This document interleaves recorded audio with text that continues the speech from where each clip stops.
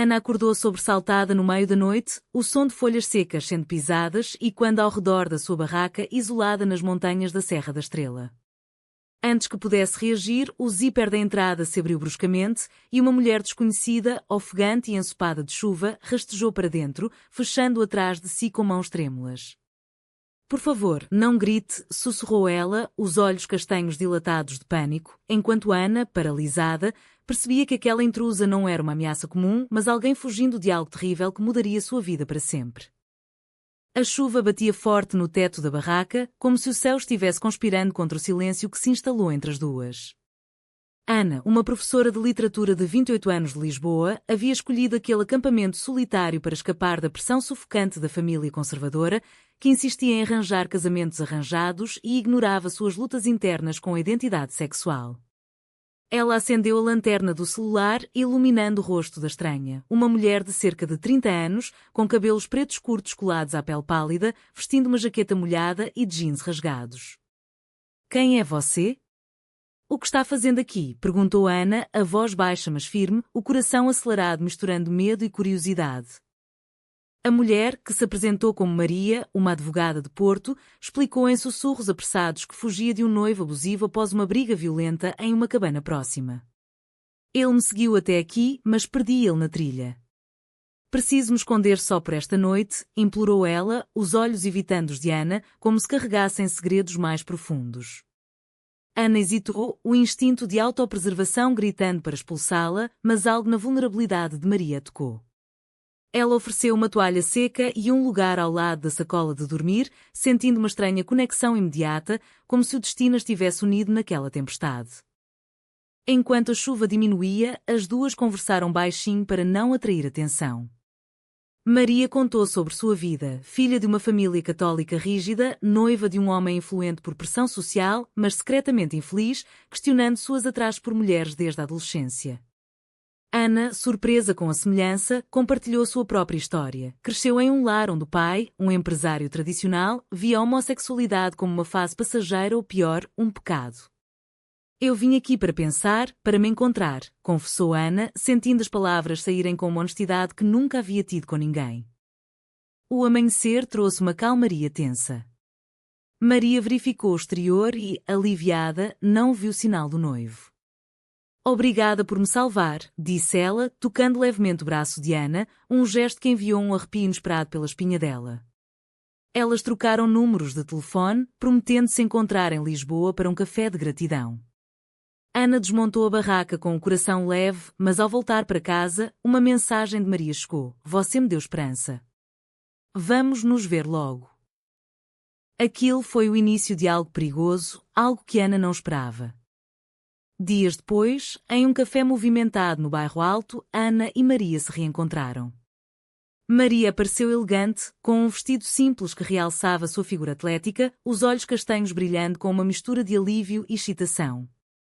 Elas riram de anedotas sobre a noite na barraca, mas logo a conversa aprofundou. Maria admitiu que terminara o noivado, mas o ex-noivo, Ricardo, um homem possessivo com conexões na polícia, não aceitava o fim. Ele acha que eu sou propriedade dele, desabafou ela, as mãos tremendo ao segurar a xícara. Ana, sentindo uma atração crescente, confessou sua própria luta. Minha família me pressiona para casar com um bom partido. Meu pai diz que aos 28 anos, estou perdendo tempo. Mas eu gosto de mulheres. Sempre gostei, mas nunca tive coragem de assumir. Maria estendeu a mão sobre a mesa, tocando a de Ana, e naquele momento, o mundo ao redor desapareceu. Foi um toque inocente, mas carregado de eletricidade, o primeiro sinal de uma ligação que as duas sabiam ser proibida em seus círculos sociais. As semanas seguintes foram um turbilhão de encontros secretos. Elas passeavam pelos jardins do Palácio de Belém, trocando olhares cúmplices, compartilhando beijos roubados em ruas estreitas de Alfama. Ana se sentia viva pela primeira vez, mas o medo a assombrava, e se sua mãe descobrisse? Dona Isabel, uma devota católica, via o casamento heterossexual como o único caminho para a felicidade. Maria, por sua vez, lidava com ameaças veladas de Ricardo, que ligava insistentemente, exigindo reconciliação. Uma noite, em um jantar familiar na casa de Ana em Sintra, a tensão explodiu. Seu pai, Sr. Manuel, anunciou que havia arranjado um encontro com um colega de trabalho solteiro. É hora de você se estabilizar, Ana. Não pode viver sozinha para sempre. Ana, com o celular vibrando com mensagens de Maria, sentiu um nó na garganta. Pai, eu não quero isso. A discussão escalou com acusações de ingratidão e Ana saiu correndo, ligando para Maria em lágrimas. Maria encontrou-a em uma praça tranquila, abraçando-a forte.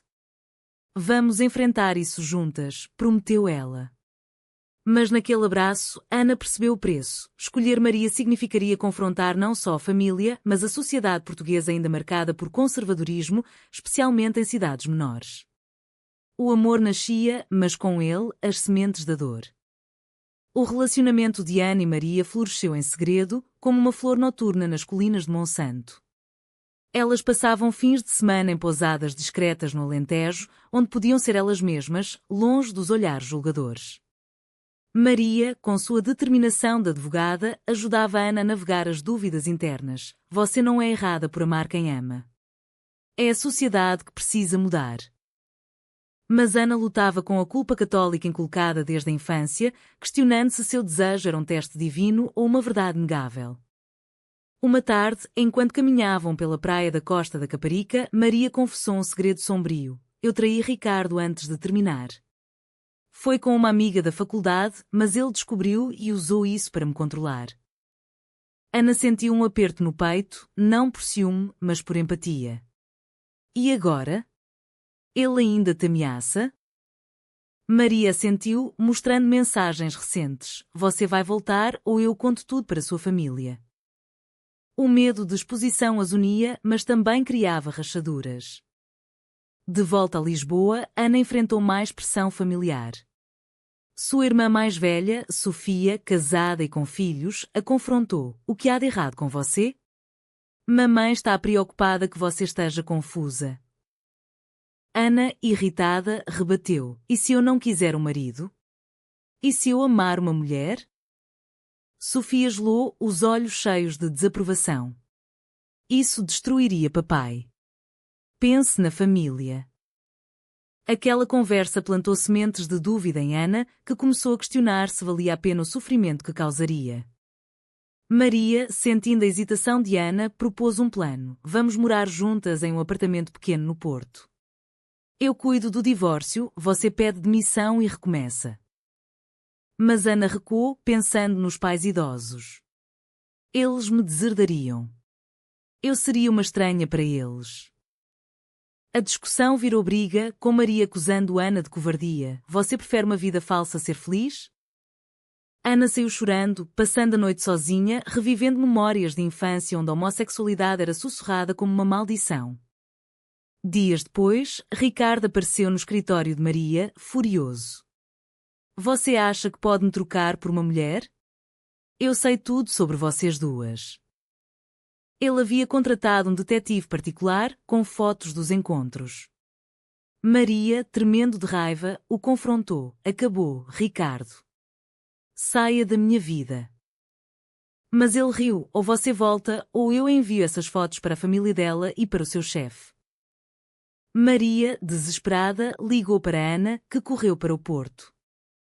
Ao chegar, Ana encontrou Maria abalada em um bar. Ele nos tem nas mãos, disse Maria, bebendo um copo de vinho. Ana, impulsionada por um surto de coragem, beijou-a publicamente, ignorando os olhares. Não vamos nos render. Mas no fundo, Ana sabia que aquilo era um erro impulsivo, que traria consequências. A família de Maria, informada por Ricardo, reagiu com fúria. Sua mãe, Dona Clara, uma viúva devota, ligou aos prantos. Como você pode fazer isso? É contra Deus, contra tudo que te ensinei. Maria defendeu-se. Mãe, eu amo Ana. Isso é quem eu sou. Mas Dona Clara cortou, então você não é mais minha filha. O corte familiar deixou Maria devastada, questionando se o amor valia o isolamento. Ana, vendo o sofrimento de Maria, sentiu culpa. Em uma noite chuvosa, similar àquela da barraca, elas se reconectaram emocionalmente. Eu escolho você, disse Ana, mas internamente debatia. Era certo impor dor aos entes queridos por felicidade pessoal? A sociedade portuguesa, com suas raízes católicas e tradições, pesava como uma âncora. Uma oportunidade de trabalho em Faro surgiu para Ana, uma chance de independência. Mas aceitar significaria distância de Maria. Vá, se for o que você precisa, disse Maria, magoada. Ana recusou, optando por ficar, mas aquilo criou ressentimento sutil. Elas brigavam mais, sobre trivialidades que mascaravam medos profundos. A tensão culminou em uma festa de família de Ana, em Coimbra. Convencida por Maria a confrontar os pais, Ana chegou nervosa, com Maria esperando do lado de fora no carro. Durante o jantar, Sr. Manuel elogiou um sobrinho casado. Veja, Ana, a família é o que importa. Ana, engolindo em seco, anunciou: Pai, mãe, eu estou namorando alguém. Uma mulher. Maria. O silêncio foi ensurdecedor, seguido por um caos. Dona Isabel chorou, Sr. Manuel bateu na mesa. Isso é loucura. Você precisa de ajuda. Sofia interveio, defendendo os pais. Você está destruindo tudo por uma fase? Ana, lágrimas nos olhos, rebateu. Não é fase. É amor. Ela saiu, correndo para Maria, que a consolou. Você foi corajosa. Mas o dano estava feito. Os pais cortaram contato, deixando Ana em luto por uma família perdida. Maria, inspirada, tentou reconciliar com sua mãe, mas Dona Clara recusou. Enquanto você viver nesse pecado, não. Ricardo, vingativo, vazou as fotos para o chefe de Maria, que admitiu por conflito de imagem. Desempregada, Maria culpou Ana indiretamente. Se você tivesse sido mais discreta. A briga escalou, com acusações de egoísmo. Ana, sozinha em seu apartamento, refletiu sobre as escolhas. Amar Maria significava liberdade, mas a um custo alto. Ela procurou terapia, onde a psicóloga questionou: o que você valoriza mais, aceitação social ou autenticidade? Ana escolheu a autenticidade, mas o preço era a solidão. Maria encontrou um emprego temporário em Braga, mas a distância física ampliou as emocional. Elas se viam nos fins de semana, mas as discussões persistiam. Uma noite, Maria confessou: eu me sinto traída pela vida. Perdi tudo por nós. Ana, ferida, rebateu: eu também perdi. Mas valeu? Um encontro casual com Ricardo em um café de Lisboa trouxe confronto. Ele zombou: vocês duas vão se arrepender. Maria, presente, o enfrentou: nós somos mais fortes. Mas internamente, duvidava. Ana, em um momento de fraqueza, ligou para a mãe, suplicando perdão. Dona Isabel respondeu: volta ao normal e seremos uma família de novo.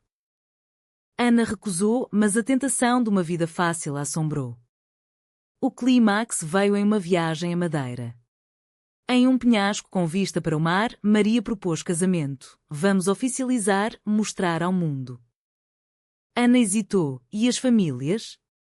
A sociedade? Maria, magoada, acusou: você ainda tem vergonha de mim. A discussão virou separação temporária. De volta, Ana enfrentou o vazio. Amigos conservadores a abandonaram, colegas sussurravam. Ela questionava: era certo persistir em um amor que causava tanta dor? Após a separação, Ana mergulhou no trabalho, lecionando com paixão, mas o vazio persistia. Mensagens de Maria chegavam esporadicamente: sinto sua falta. Ana respondia, mas o orgulho impedia reconciliação.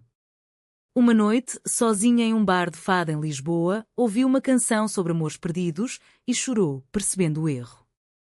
Maria, em Braga, lutava com depressão. Um novo emprego como consultora a distraía, mas sonhos com Ana a atormentavam. Ela procurou Dona Clara novamente. Mãe, eu preciso de você. Dona Clara amoleceu: se você deixar essa vida, sim. Maria recusou: não posso negar quem sou. Ricardo, persistente, tentou reconquistar Maria com presentes e promessas. Eu mudei, mentiu ele. Maria, tentada pela estabilidade, encontrou uma vez, mas percebeu a manipulação. Você nunca mamou, só controlou. Ela o bloqueou definitivamente. Ana, incentivada por uma amiga progressista, participou de um grupo de apoio LGBT em Lisboa. Lá, ouviu histórias semelhantes, ganhando força. O amor não é errado, a intolerância é, disse uma palestrante. Ana ligou para Maria, precisamos conversar. Elas se reencontraram em Sintra, no castelo. Eu errei em hesitar, admitiu Ana. Maria, lágrimas nos olhos, eu também pressionei demais. Elas se beijaram, renovando o compromisso, mas com realismo. Vamos devagar, enfrentar um dia de cada vez. As famílias reagiram devagar. Sr. Manuel, após um infarto leve, ligou para Ana. Não entendo, mas não quero te perder. Dona Isabel relutou, mas cedeu a visitas. Dona Clara, influenciada por um padre progressista, começou a aceitar. Mas a sociedade ainda julgava. Em um evento de trabalho, colegas fofocaram sobre Ana. Ela confrontou: meu amor não afeta meu profissionalismo. Maria ganhou um caso pró-LGBT, ganhando respeito. Uma traição veio de Sofia. Ela contou aos pais sobre um affaire inventado de Maria, para separá-las. Ana descobriu, confrontando a irmã. Porquê? Sofia admitiu inveja. Você é livre, eu não. A revelação uniu Ana e Maria mais. Elas mudaram para um apartamento em Cascais, construindo uma vida. Mas o passado assombrava. Ana sonhava com rejeição, Maria com perda. Com o tempo, Ana e Maria se casaram em uma cerimônia íntima na praia de Guincho, com amigos progressistas. Sr. Manuel compareceu, desconfortável mas presente. Eu te amo, filha. Dona Clara enviou uma carta, estou tentando entender. Foi um triunfo, mas amargo, com ausências notáveis. A vida conjugal trouxe desafios, discussões sobre filhos, onde Maria queria adotar, Ana hesitava por medo de preconceito. Nossas crianças sofreriam, argumentava Ana. Maria rebateu, ou ensinamos elas a lutar. Elas comprometeram, planejando o futuro. Um escândalo social surgiu quando Ricardo, amargurado, postou fotos antigas online. Comentários odiosos choveram, pecadoras, anormais. Ana, devastada, questionou: valeu o preço? Maria apoiou: sim, porque somos reais. Elas se engajaram em ativismo, participando de marchas em Lisboa pelo orgulho. Ana falou publicamente: meu amor não é debate, é fato. Ganharam aliados, mas perderam mais amigos. Em uma noite reflexiva, Ana perguntou a Maria: se pudéssemos voltar, mudaríamos? Maria sorriu: não. A dor nos fortaleceu. Ana concordou, mas internamente debatia as escolhas morais. Era egoísta priorizar o amor sobre a família? O casamento durou, mas com cicatrizes. Elas ajudaram outras mulheres em situações semelhantes, tornando-se faróis de esperança. No fim, após anos de lutas, Ana refletiu: as decisões certas sempre vêm com dor? Ou o verdadeiro erro é negar o amor por medo? E você, leitor, amar alguém do mesmo sexo, desafiando família e sociedade, é uma escolha egoísta ou um ato de coragem essencial?